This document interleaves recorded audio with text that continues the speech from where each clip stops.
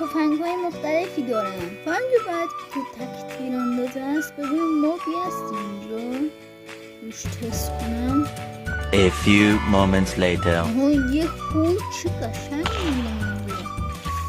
بذار ببینم قدرت زومم داره.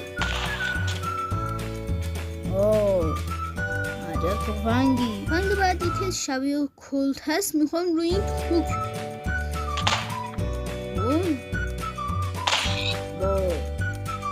به آقای کریفر، شما رو هم با این تفنگ اختصاصی میکنی. با تک ضربه کش. تو نمیتونی منو بزنی؟ اوبسکن نداره که. خلاصه دوستان به یک ویلیج رسیدیم و میخوام بدونم این با چند ضربه میزنم. 1 2 و 3 مرد. میخوام میدونم این جوهری با چند تا ضربه میزنم.